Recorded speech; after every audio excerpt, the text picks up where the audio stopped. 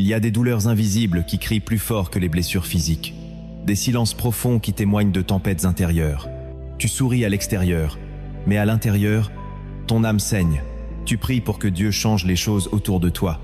Mais si tu es en train d'écouter cette vidéo, c'est que Dieu veut d'abord changer quelque chose en toi. Car la guérison que tu cherches à l'extérieur commence toujours par une restauration intérieure.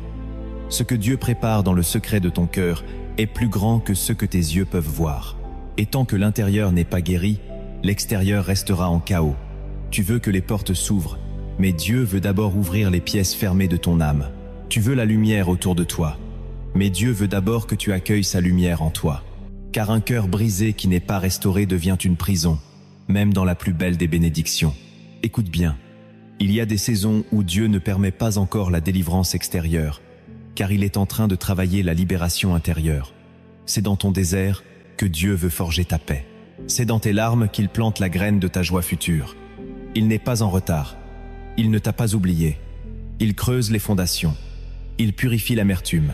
Il casse les chaînes invisibles que personne ne voit, mais que lui seul connaît. Tu n'es pas né pour rester dans la douleur, mais tu ne peux pas sortir de cette vallée si tu refuses que Dieu y entre avec toi. Ce n'est pas la prière la plus bruyante qui fait trembler le ciel. C'est la prière du cœur brisé, qui accepte que Dieu touche la partie la plus vulnérable de son être. Cette vidéo est pour toi.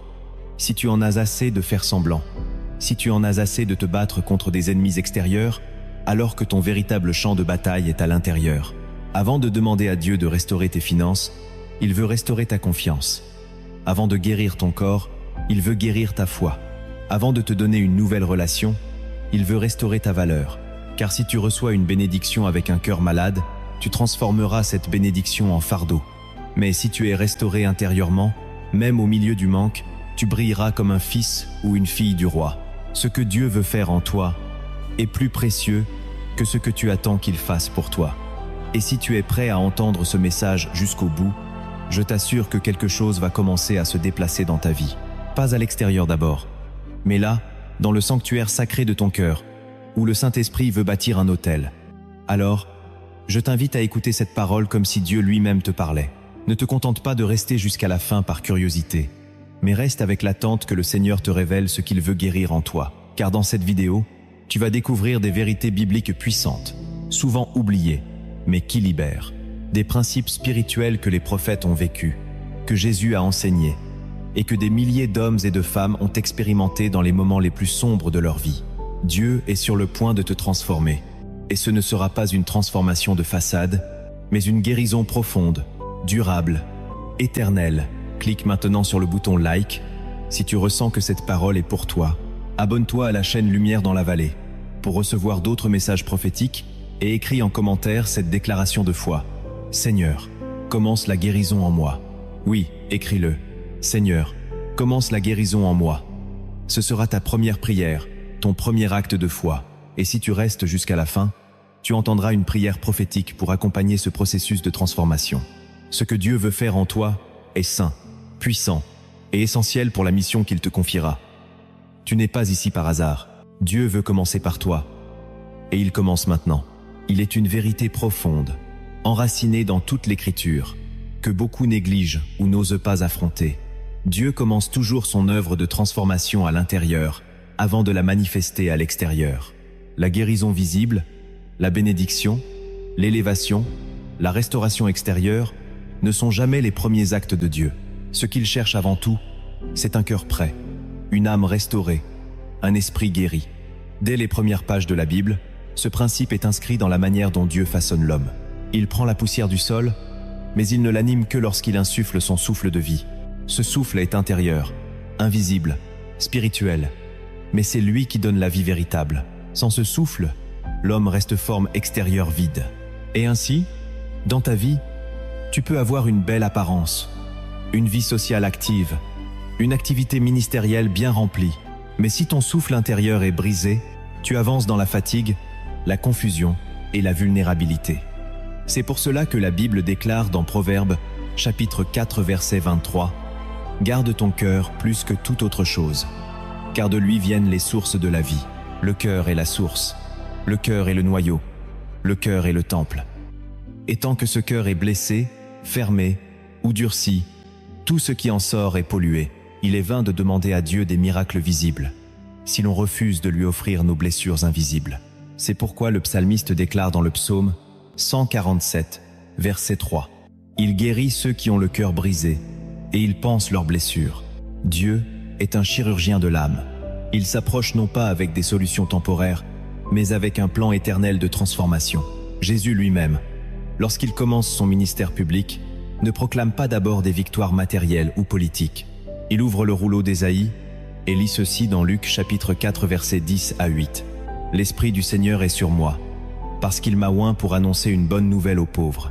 Il m'a envoyé pour guérir ceux qui ont le cœur brisé. » Il commence par les cœurs brisés, pas par les richesses, pas par les corps malades, pas par les aveugles. Il commence par les cœurs.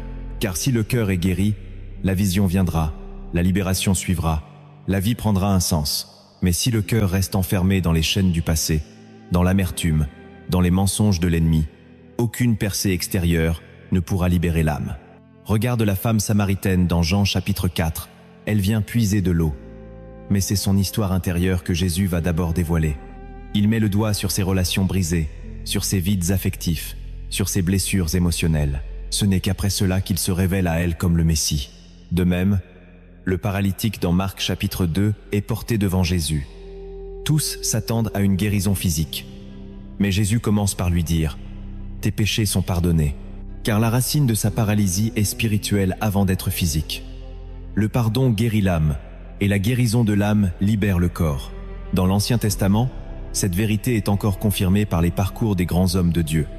Joseph, par exemple, a été trahi, rejeté, vendu, emprisonné, mais à travers chaque étape, Dieu brisait l'orgueil, guérissait l'amertume, formait son caractère.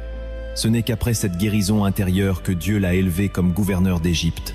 Moïse, lui aussi, est passé 40 ans dans le désert, non pas parce qu'il avait échoué, mais parce que Dieu voulait transformer un meurtrier impulsif en prophète patient. David, l'homme selon le cœur de Dieu, a écrit ses psaumes les plus profonds dans les saisons les plus douloureuses. C'est dans les cavernes, pourchassé, humilié, trahi, qu'il a appris à guérir de l'intérieur. Il dira dans le psaume 51, « Ô Dieu, crée en moi un cœur pur, renouvelle en moi un esprit bien disposé. » Il ne demande pas une couronne, il demande un cœur nouveau, car il sait que sans un cœur guéri, le trône devient une malédiction. Et ce désert, cette vallée, ces nuits de solitude que tu vis, ne sont pas des punitions. Ce sont les mains de Dieu qui œuvrent en toi. Le désert n'est pas un lieu de mort, c'est un lieu d'alignement. Dieu t'y parle sans distraction. Il t'y révèle ce que tu fuyais. Il t'y façonne pour que tu puisses recevoir ce que tu n'es pas encore prêt à porter. Israël a marché 40 ans dans le désert, non pas parce que Dieu était en colère, mais parce qu'il voulait sortir l'Égypte de leur mentalité. Il avait libéré leur corps, mais leur cœur était encore esclave. C'est dans le désert qu'il a purifié leur foi, qu'il a révélé leur rébellion, qu'il a testé leur obéissance. Ce principe demeure encore aujourd'hui. Beaucoup cherchent des raccourcis, des bénédictions immédiates, des promesses accomplies sans transformation intérieure. Mais Dieu ne bénit pas une âme qui refuse d'être guérie. Il peut retarder une réponse, non pour te frustrer, mais pour te fortifier. Et ce processus se fait avec le Saint-Esprit, notre guide, notre consolateur, notre révélateur. Lui seul connaît les pièces cachées de notre cœur. Lui seul peut sonder les douleurs non verbalisées, les blessures de l'enfance, les traumatismes du passé, les mensonges que nous avons crus. Il vient avec douceur mais avec puissance. Il ne condamne pas, il restaure, il éclaire, il délivre, il guérit. Mais il faut lui ouvrir la porte. Apocalypse chapitre 3 verset 20 dit « Voici, je me tiens à la porte et je frappe. Si quelqu'un entend ma voix et ouvre la porte, j'entrerai chez lui. » Il veut entrer non pas dans ta maison physique, mais dans ton sanctuaire intérieur. Ce lieu où tu as caché ta douleur, ton péché, ton vide. Il frappe non pour te juger, mais pour te transformer. Et c'est là que commence le vrai miracle. Pas dehors, mais dedans. Lorsque l'on contemple la manière dont Dieu agit dans les Écritures, on découvre que son regard ne se pose pas d'abord sur les apparences, sur les demandes visibles, ni même sur les supplications les plus ferventes, mais sur l'état du cœur. Dans 1 Samuel chapitre 16 verset 7, Dieu dit clairement à Samuel « L'homme regarde à ce qui frappe les yeux, mais l'Éternel regarde au cœur. Ce verset seul suffit à recentrer toute notre quête spirituelle. Dieu ne commence jamais son œuvre là où l'homme la commence. Là où nous prions pour des percées extérieures, lui creuse plus profondément. Là où se trouvent nos blocages réels. Nous demandons la prospérité, mais Dieu nous révèle la peur cachée de manquer. Nous réclamons des relations restaurées, mais il met à nu notre dépendance affective. Nous supplions pour la guérison physique, mais il attire notre attention sur une offense jamais pardonnée qui ronge notre paix intérieure. Le plus grand mal de cette génération, c'est d'avoir appris à fonctionner malgré les blessures intérieures, à performer avec des âmes cassées, à construire sur des fondations instables. On a appris à avancer sans guérir, à chanter sans se relever, à servir tout en saignant, à prophétiser tout en étant brisé. Mais cette dissociation spirituelle mène à l'épuisement, à la confusion, à l'orgueil religieux ou à la chute. Il est temps de comprendre que Dieu ne bénit pas les façades. Il bénit la vérité. Et la vérité, c'est ce que tu caches derrière ton service, derrière ton sourire, derrière ta force apparente. Jésus ne s'est jamais laissé impressionner par les apparences. Aux pharisiens, il dit dans Matthieu chapitre 23 verset 26 : « Pharisiens aveugles, nettoie d'abord l'intérieur de la coupe et du plat, afin que l'extérieur aussi devienne pur. » Le principe est clair.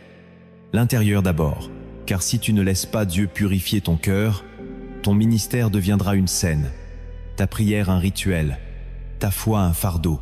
Mais si tu ouvres ton cœur à la guérison divine, tu deviendras un temple vivant, un vase sanctifié, un instrument de lumière.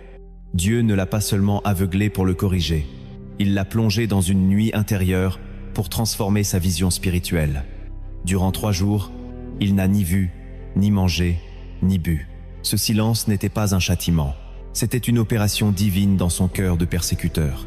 C'est là qu'il a été restauré, avant d'être envoyé. Pareillement, Élie, après son combat contre les prophètes de Baal, fuit et demande la mort. Mais Dieu ne le condamne pas.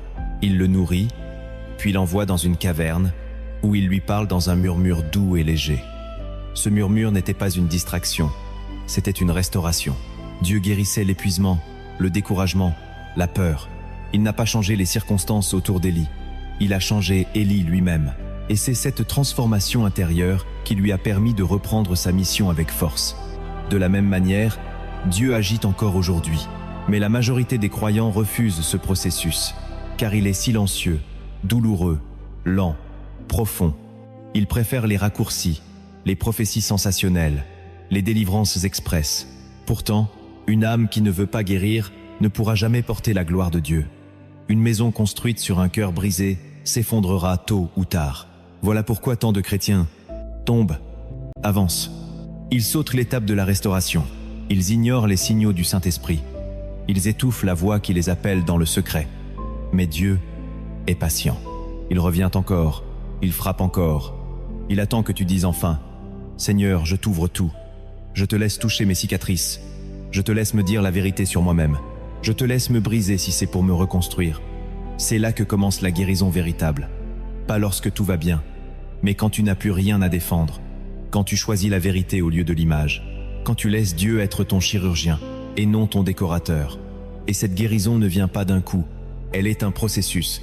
Parfois, elle commence par une parole, parfois par une larme, parfois par une solitude imposée, parfois par une prière sans mots. Le Saint-Esprit travaille comme un artisan.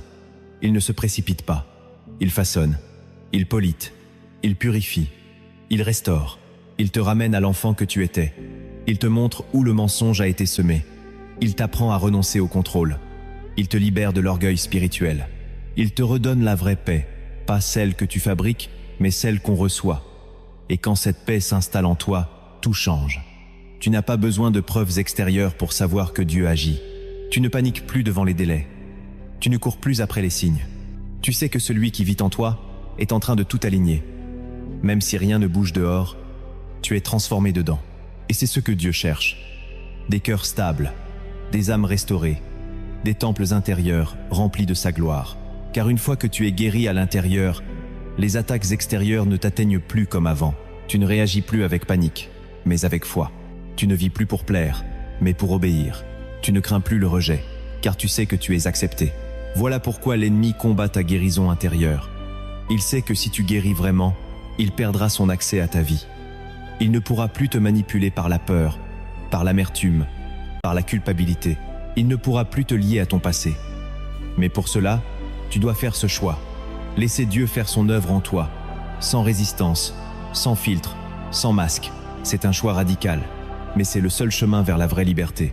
Et ce choix, tu peux le faire maintenant. Il y a des choses que Dieu ne peut faire dans ta vie qu'à partir du moment où tu acceptes de marcher avec lui dans le processus de guérison intérieure.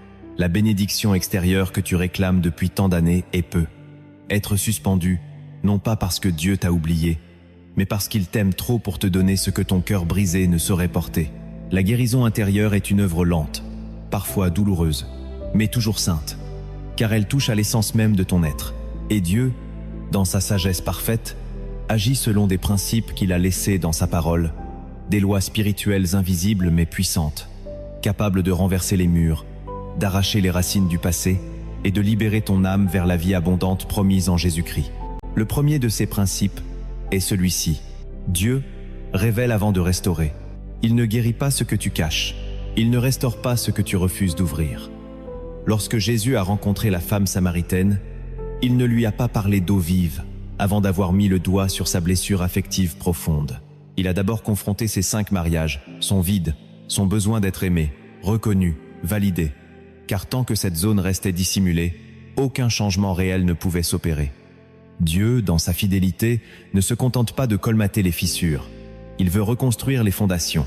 Et pour cela, il commence toujours par révéler ce qui est enfoui. Le Saint-Esprit agit comme une lampe dans les coins obscurs de l'âme. Il t'amène à voir ce que tu avais enterré, oublié ou excusé. Il met en lumière les blessures d'enfance, les mots toxiques, les trahisons jamais guéries, les fautes jamais avouées. Cette lumière peut d'abord faire mal, mais elle est salutaire. Car ce que Dieu révèle, il s'engage à le restaurer. Ensuite vient le second principe. La guérison commence par le pardon. C'est un fondement incontournable. Jésus l'enseigne avec force. Si vous ne pardonnez pas aux autres, votre Père Céleste ne vous pardonnera pas non plus. Ce n'est pas une punition. C'est un principe spirituel. Le pardon libère, nettoie, ouvre le ciel. Tant que tu retiens le mal qu'on t'a fait, tu es lié à cette douleur. Tu revis les blessures. Tu nourris l'amertume, tu bloques la grâce. Pardonner, ce n'est pas excuser, ce n'est pas oublier, c'est relâcher à Dieu le droit de juger. C'est sortir de la prison du passé. Et ce pardon, Dieu ne te le demande pas de tes propres forces. Il te l'offre à travers le Saint-Esprit. Il est possible de pardonner celui qui t'a détruit, non pas parce qu'il le mérite, mais parce que toi, tu as besoin de guérir. Le troisième principe est puissant. Dieu t'apprend à te voir comme lui te voit. Beaucoup de blessures viennent d'une identité brisée. On t'a dit que tu étais incapable, qu'on ne voulait pas de toi, qu'il fallait que tu changes pour être aimé. Mais Dieu t'appelle comme il a appelé Gédéon, vaillant héros, alors que tu te caches encore. Il te voit comme un fils, une fille, une perle précieuse. Il ne t'appelle pas selon ton passé, mais selon ton appel. La guérison intérieure commence quand tu acceptes de croire ce que Dieu dit de toi, plutôt que ce que la vie a gravé en toi. Tu n'es pas ce que tu ressens, tu es ce que Dieu a dit.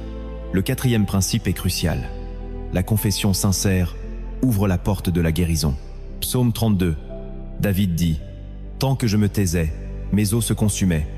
Mais quand j'ai confessé mon péché, tu m'as pardonné. Ce que tu caches te détruit. Ce que tu avoues te libère. La confession ne te diminue pas, elle t'honore devant le ciel. Elle est le langage de l'humilité et de la vérité.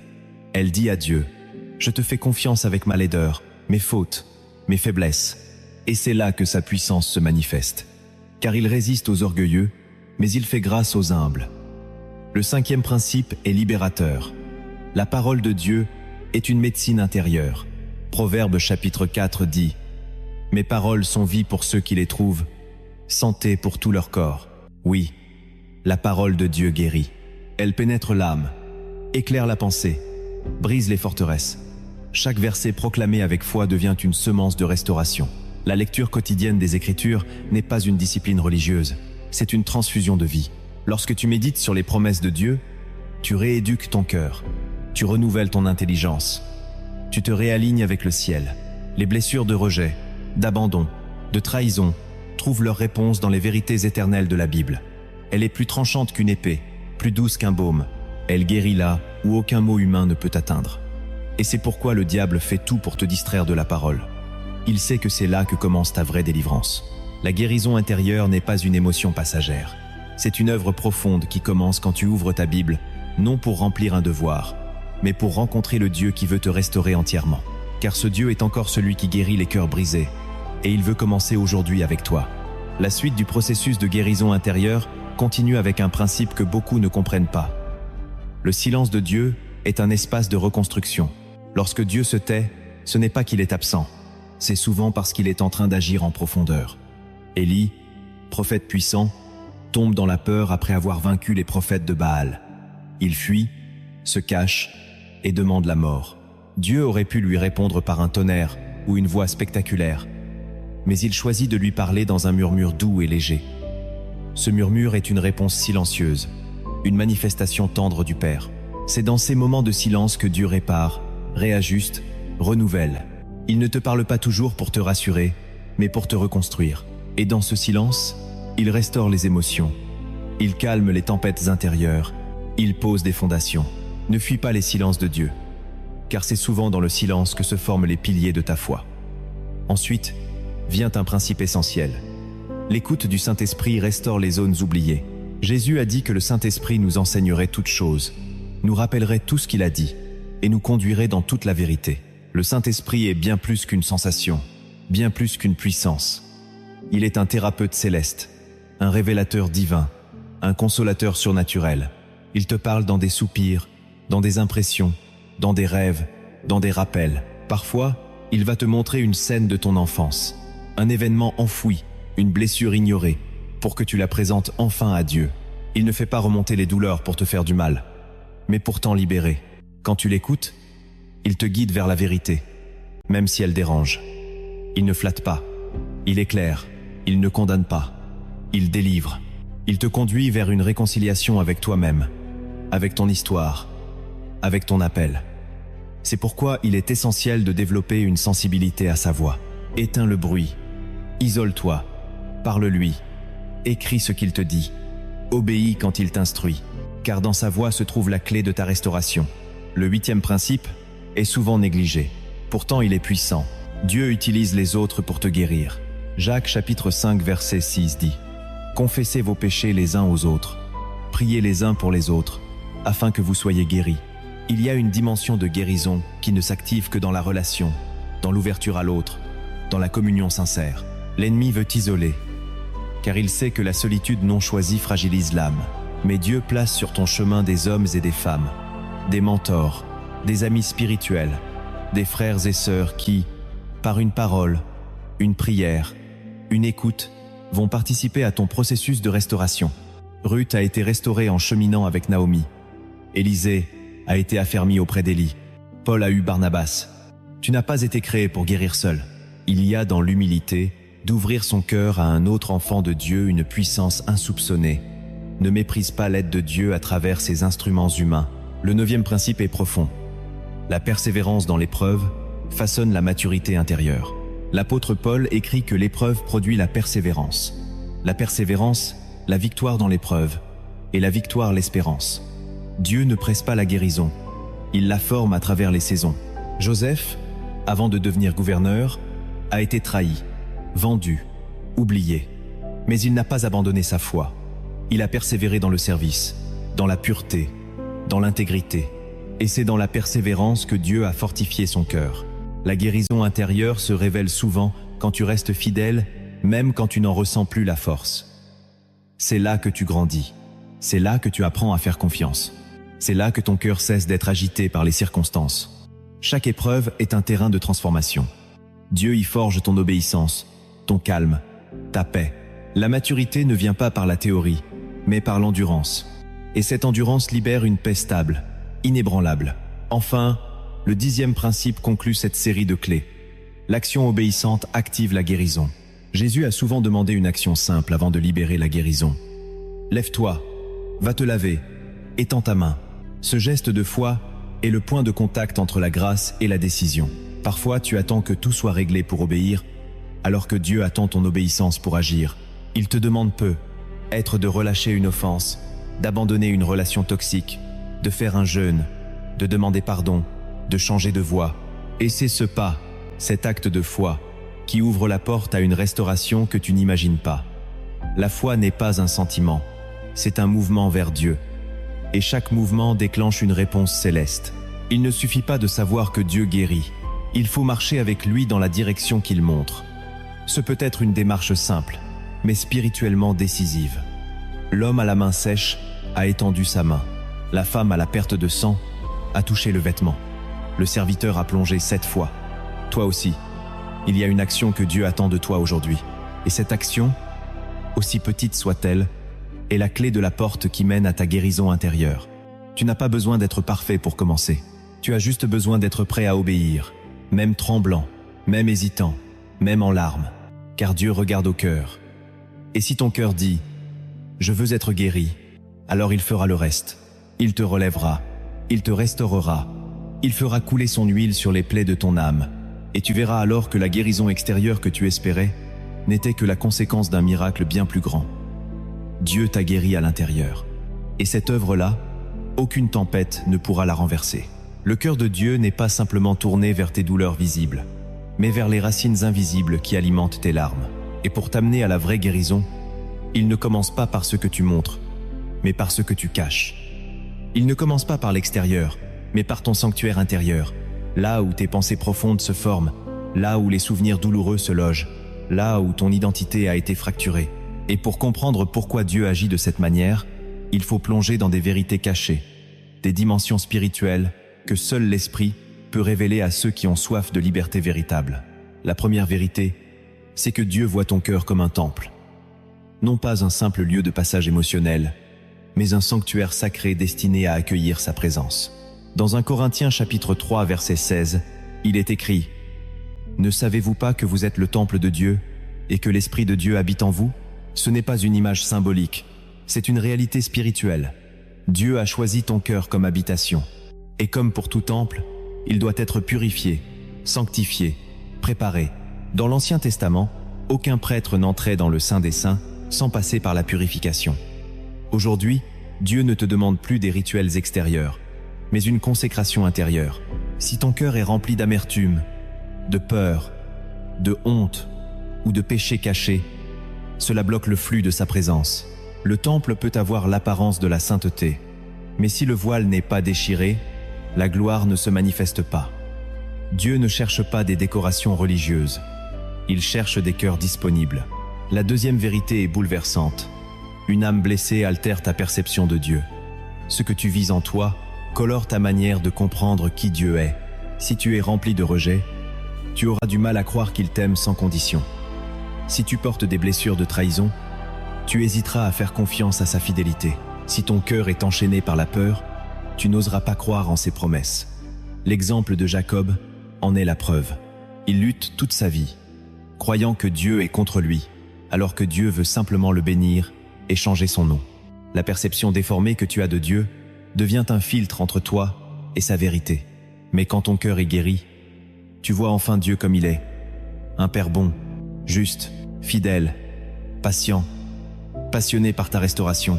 La troisième vérité est tranchante mais libératrice. Dieu doit te libérer de toi-même avant de te délivrer du reste. La vraie prison n'est pas à l'extérieur. Elle est dans les pensées, dans les croyances erronées, dans les mensonges intériorisés depuis l'enfance. Tu peux changer d'église, de ville, de relation. Mais si tu ne changes pas de mentalité, tu répéteras les mêmes schémas. Moïse voulait délivrer Israël. Mais Dieu a dû d'abord délivrer Moïse de son passé, de son impulsivité, de sa fuite. Il a passé 40 ans à désapprendre pour réapprendre, à être brisé pour être formé.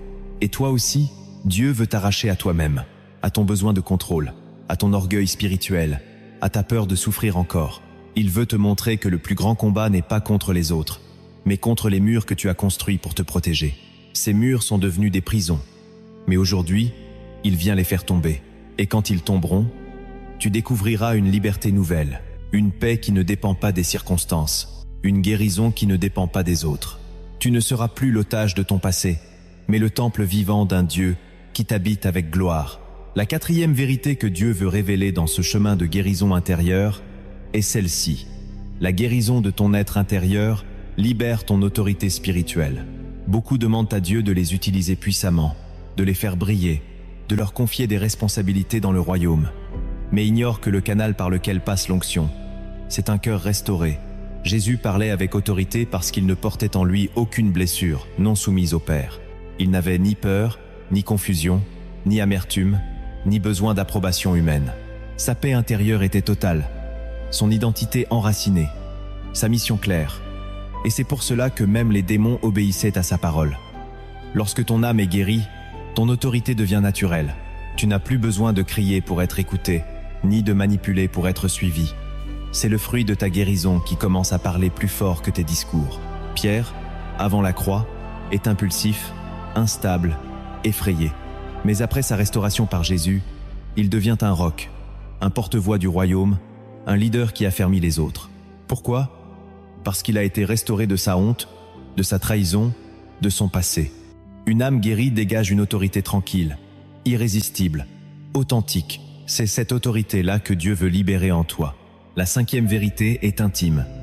Dieu veut guérir ce que tu crois devoir cacher. Beaucoup de croyants se condamnent eux-mêmes, pensant qu'il y a en eux des zones indignes d'être touchés par Dieu. Ils prient avec passion, mais gardent certains recoins de leur âme verrouillés. Par honte, par peur, par mensonge spirituel. Mais Dieu ne peut guérir que ce que tu exposes à sa lumière. Il ne te demande pas de lui montrer ta perfection, mais ta vérité. Il ne veut pas ta performance, mais ton abandon. Comme Adam après la chute, tu as être appris à te cacher, à couvrir ta vulnérabilité. Mais la voix de Dieu continue de résonner. Où es-tu ? Non pas parce qu'il t'ignore, mais parce qu'il veut que tu viennes à lui avec tout ce que tu es, y compris ce que tu considères comme indigne. La guérison commence quand tu laisses Dieu toucher ce que tu n'as jamais osé confesser, même en prière. Ce péché honteux, cette pensée sale, cette blessure jamais dite, ce cri jamais formulé. Il n'est pas effrayé par ce que tu caches. Il le voit déjà. Et il t'aime quand même. La 6e vérité est stratégique. La transformation intérieure prépare ton héritage extérieur. Tu ne peux pas hériter pleinement de ce que Dieu t'a promis tant que ton cœur n'est pas prêt à le porter. Israël ne pouvait pas entrer dans la terre promise tant qu'il portait encore la mentalité d'esclave. Il a fallu une génération entière pour que Dieu forme des cœurs capables de conquérir et de conserver la bénédiction. Dieu ne donne pas en fonction de ton impatience, mais en fonction de ta préparation. Il veut que ton âme soit assez forte pour porter ce qu'il veut te donner sans être écrasé. Si tu reçois trop tôt, tu risques de transformer la bénédiction en fardeau. Si ton cœur est encore lié à la reconnaissance des hommes, au désir de revanche, à l'instabilité émotionnelle, alors le don de Dieu peut t'éloigner de lui au lieu de t'en rapprocher. Voilà pourquoi il travaille ton intérieur, dans le silence, dans l'attente, dans la profondeur. Il prépare ton cœur pour qu'il soit capable de gérer ton futur. Et enfin, la 7e vérité est glorieuse. Ton histoire de guérison devient ton ministère. Ce que Dieu restaure en toi devient une source de guérison pour d'autres. Ta faiblesse devient ton autorité. Ta plaie devient ton témoignage. Ton épreuve devient ta parole prophétique. Paul écrit dans 2 Corinthiens chapitre 1 verset 4. Il nous console dans toutes nos afflictions, afin que nous puissions consoler ceux qui se trouvent dans quelques afflictions, par la consolation dont nous sommes nous-mêmes consolés par Dieu. C'est dans ce processus que naissent les vrais ministères. Pas dans les diplômes, pas dans les titres, mais dans la souffrance vécue et dépassée avec Dieu. Ta restauration n'est pas seulement pour toi. Elle est destinée à être partagée, proclamée, transmise. Le monde n'a pas besoin de héros parfaits, mais de témoins restaurés. Quand tu parles depuis une plaie guérie, ta voix porte une onction que personne ne peut imiter. Elle traverse les masques, elle touche les cœurs, elle libère sans forcer, car elle vient d'un lieu vrai, profond, transformé. C'est ce que Dieu veut faire avec toi. Il veut que ta guérison intérieure devienne une source de vie pour les autres, que ce que tu as traversé devienne une plateforme pour élever d'autres, que ton désert devienne un puits, que ton deuil devienne une louange, que ton passé ne soit plus un poids, mais un témoignage. Voilà pourquoi Dieu ne t'a pas abandonné. Voilà pourquoi il travaille encore ton cœur. Il t'équipe, il te façonne, il t'élève dans le secret. Et bientôt, ce qui a été ton lieu de douleur deviendra ton lieu de gloire. Pas parce que tu es parfait, mais parce que tu es guéri. Et cette guérison, rien ni personne ne pourra te l'enlever. Elle est ta preuve vivante que Dieu habite ton cœur, qu'il a agi en toi, et qu'il est prêt maintenant à agir à travers toi. Tu viens de traverser un voyage profond dans la parole de Dieu, à travers des révélations puissantes.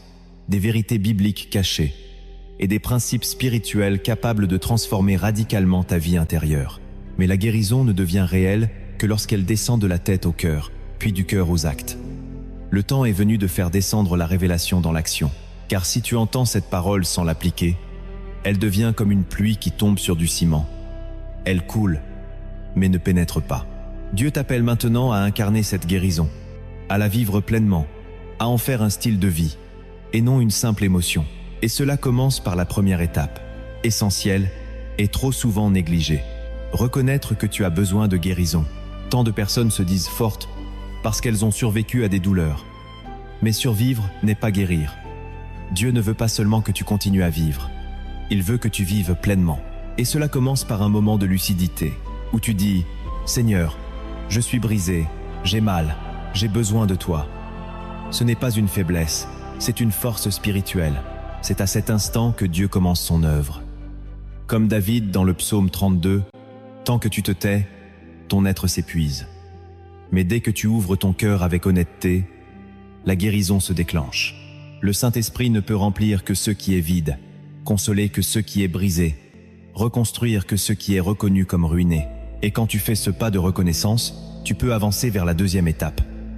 Créer un espace quotidien pour Dieu seul. Tu ne peux pas guérir profondément si tu ne donnes pas à Dieu un lieu secret où il peut te parler sans distraction. Ce lieu n'est pas physique, il est intérieur. Il peut être ta chambre, une promenade en silence, un temps tôt le matin. L'important est la régularité, l'intention, l'ouverture. Dans Ésaïe chapitre 30 verset 15, Dieu dit « C'est dans le calme et la confiance que sera votre force. Ce calme se cultive. Ce lieu secret devient le sanctuaire de ta restauration. Tu n'y vas pas pour impressionner Dieu, mais pour t'y déposer. Tu n'y récites pas des prières toutes faites. Tu y respires son amour. Tu y exposes tes douleurs. Tu y laisses couler tes larmes sans honte. C'est dans ce silence sacré que l'huile commence à couler. Et de ce lieu naît la troisième étape, la confession. Confesser ce qui est caché, non pas à un homme, mais à Dieu d'abord. Il ne s'agit pas simplement d'énumérer des fautes, mais d'ouvrir les zones sombres de ton âme. Psaume 51. Crée en moi un cœur pur, ô Dieu. Tu invites Dieu à venir toucher les pensées tordues, les émotions refoulées, les souvenirs déformés. Tu n'as pas besoin d'un langage religieux. Dis la vérité, parle-lui comme un enfant blessé à son père. Dis-lui ce que tu ressens, même si c'est laid, même si c'est contradictoire. Cette confession sincère est un acte de courage spirituel. Elle brise le pouvoir de l'ennemi sur ton passé. Elle nettoie le sanctuaire intérieur. Et une fois que tu as commencé à parler, tu peux entrer dans la quatrième étape, la déclaration. Il ne suffit pas de vider ton cœur, il faut aussi le remplir de vérité. La déclaration est un outil puissant que beaucoup négligent. Proverbes 8, versets 20 et 1. La mort et la vie sont au pouvoir de la langue. Tu dois proclamer ce que Dieu dit de toi, même quand tu ne le ressens pas encore. Tu dis « Je suis aimé, je suis pardonné, je suis choisi, je suis guéri, je suis libre, je suis sanctifié. » Tu répètes ces paroles jusqu'à ce qu'elles prennent racine. Tu les dis face au miroir, dans la prière, à voix haute. Chaque mot devient une graine. Chaque graine, arrosée par la foi, devient un fruit de transformation. Et quand tu déclares avec foi ce que Dieu dit, tu avances vers la cinquième étape, coopérer avec Dieu dans son rythme. Tu dois comprendre que la guérison intérieure n'est pas instantanée. Elle est progressive. Elle se fait couche après couche. Comme un chirurgien qui ouvre, nettoie, recoue et surveille. Dieu agit avec douceur, mais profondeur. Et tu dois apprendre à lui faire confiance, même quand tu ne sens rien. Il travaille quand tu dors. Il restaure quand tu ne comprends pas. Et ton rôle est d'avancer avec lui, pas de courir devant, pas de traîner derrière. Accepte que certaines blessures prennent du temps. Accepte les rechutes comme des étapes normales. Accepte que tu sois en chantier, mais aimé. Le rythme de Dieu est parfait. Et si tu restes dans sa cadence, tu découvriras une paix que rien ne peut t'arracher. La sixième étape dans ce chemin de guérison intérieure est cruciale. Libérer le pardon.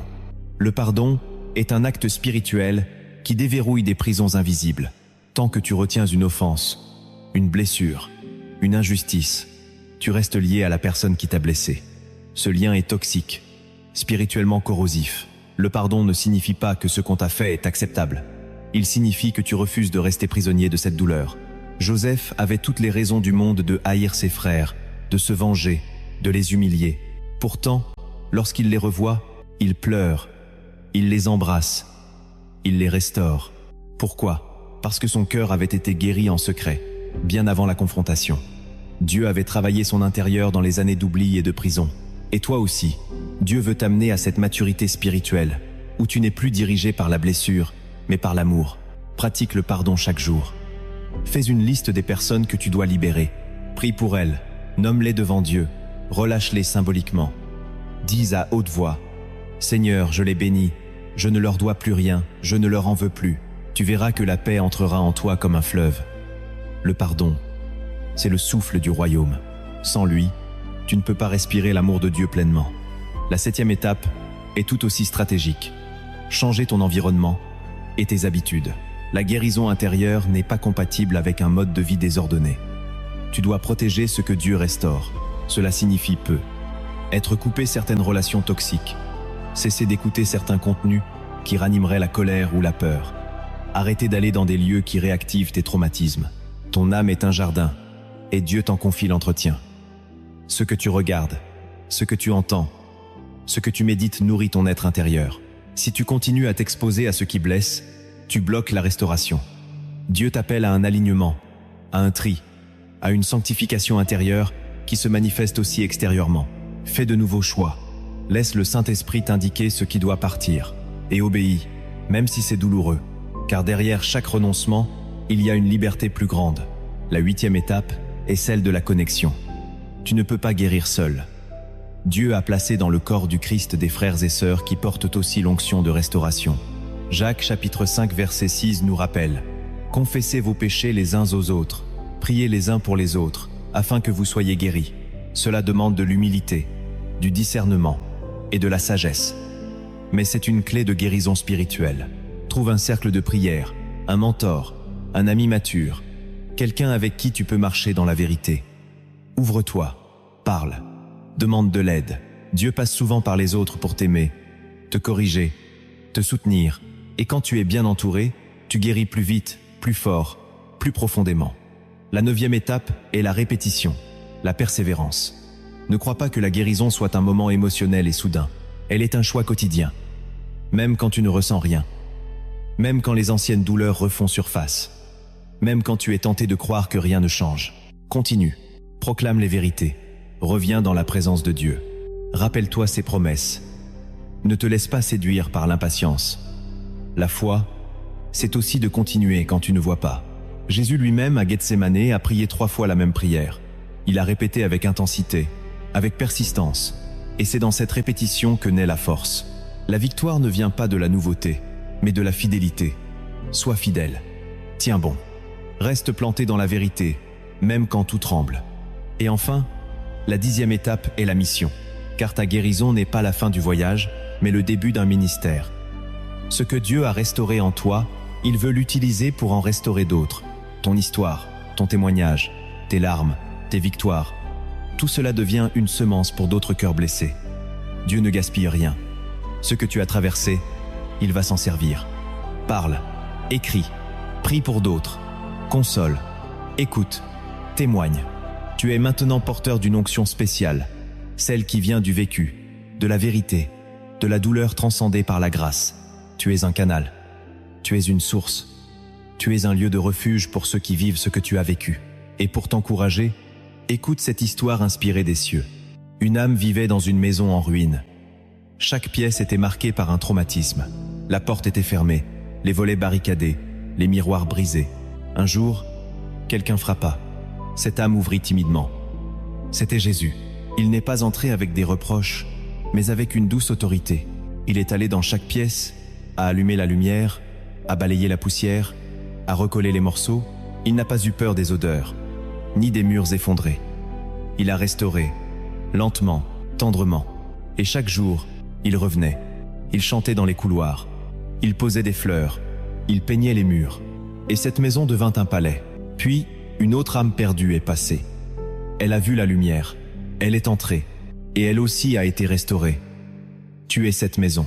Tu es ce lieu où la gloire de Dieu veut habiter. Laisse-le entrer. Laisse-le restaurer. et deviens un refuge pour ceux qui viendront après toi. Tu viens d'arriver à la fin de ce voyage sacré, mais ce n'est pas une fin, c'est un commencement. Ce que tu viens d'entendre, de vivre, de ressentir, n'était pas un simple enseignement, ni une belle vidéo de plus à consommer. C'était un rendez-vous divin avec ton âme. Ce n'était pas une réflexion intellectuelle. C'était un cri du ciel qui est descendu jusque dans les chambres profondes de ton cœur. Tu n'es pas là par hasard.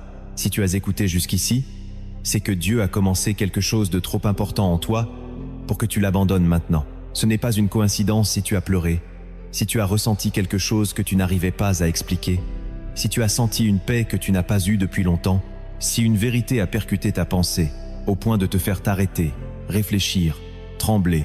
Dieu agit toujours à l'intérieur, avant que cela ne se voie à l'extérieur. Et ce que tu ne vois pas encore dans ta vie physique peut être déjà accompli dans ta vie spirituelle. Le processus de guérison est en cours, même si tu ne le ressens pas, même si ton environnement ne change pas immédiatement. Le fait même que tu sois allé au bout de cette parole, que tu aies entendu chaque vérité, que tu aies supporté les confrontations, que tu aies accepté d'ouvrir les portes de ton cœur que tu gardais fermées depuis des années, cela prouve que Dieu a déjà commencé à toucher ton âme. Ne minimise pas l'œuvre invisible. La racine pousse avant que la tige ne perce. La graine meurt avant que la vie ne jaillisse. Ce que tu vis en ce moment est une mort intérieure à certaines choses qui t'empêchaient de respirer librement, et en même temps, une naissance de ce que Dieu a toujours voulu construire en toi. Tu n'es pas perdu. Tu es en transition. Tu n'es pas brisé pour être rejeté. Tu es brisé pour être reconstruit sur des bases éternelles. Dieu ne restaure jamais pour abandonner. Ce qu'il commence, il l'achève. Ce qu'il touche, il le transforme. Ce qu'il libère, il le sanctifie. Et toi, tu es en train de devenir une nouvelle personne. Ton cœur n'est plus ce qu'il était hier. Tu as laissé Dieu entrer. Tu as laissé sa lumière révéler, nettoyer, réorganiser, guérir. Et cette œuvre ne s'arrêtera pas parce que la vidéo s'arrête. Elle est en toi maintenant. Elle respire avec toi. Elle t'appelle à vivre autrement, à penser autrement, à choisir autrement. Car toute guérison intérieure prépare un appel. Dieu ne te restaure pas pour que tu retournes à la vie d'avant. Il t'équipe pour un futur nouveau. Tu ne verras plus les choses avec les mêmes yeux. Tu ne prieras plus avec les mêmes mots. Tu ne te laisseras plus manipuler par les mêmes mensonges. Quelque chose a basculé. Quelque chose s'est réinitialisé. Ton identité est en train d'être redéfinie par le ciel. Tu n'es plus l'enfant blessé.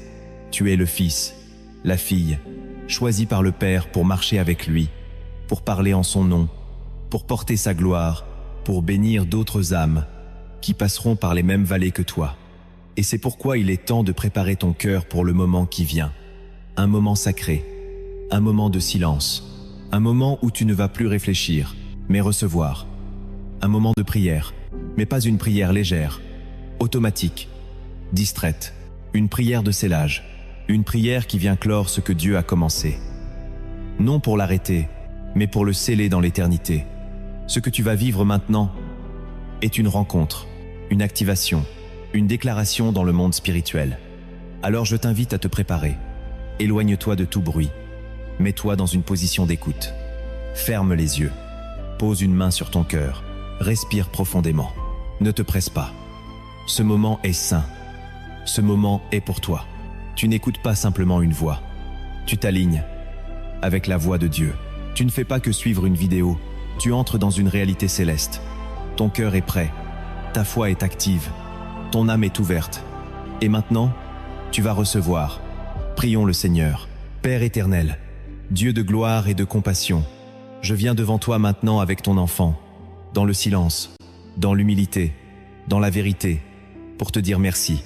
Merci pour ce que tu viens de faire. Merci pour chaque mot que tu as envoyé comme une flèche vers le cœur.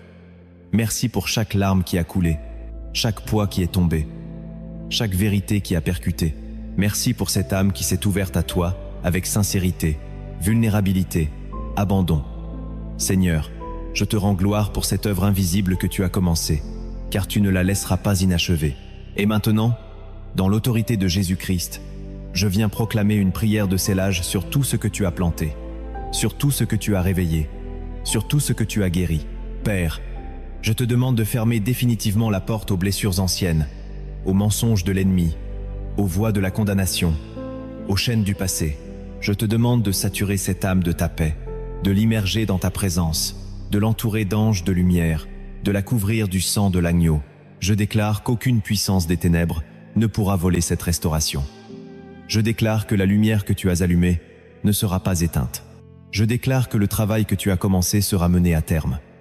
Saint-Esprit, je t'invite maintenant à venir habiter cette vie avec puissance. Sois la voix intérieure, sois le consolateur, sois le guide fidèle. Viens réveiller la foi chaque matin, viens rappeler les promesses chaque nuit. Viens raviver la flamme dans les jours de doute. Je prie pour une paix surnaturelle, une paix qui dépasse toute intelligence, une paix qui restaure le sommeil, qui calme les pensées, qui protège l'âme. Je prie pour une joie nouvelle, une joie qui ne dépend pas des circonstances, mais de ta présence. Je prie pour une stabilité émotionnelle, une autorité spirituelle, une sensibilité à ta voix. Je prie pour que cette âme devienne un sanctuaire vivant, une terre sainte, un canal de guérison pour d'autres. Et maintenant, toi qui écoutes cette prière, je t'invite à répéter avec foi. 3 fois. Ma restauration est scellée. Je n'y renoncerai pas. Ma restauration est scellée. Je n'y renoncerai pas.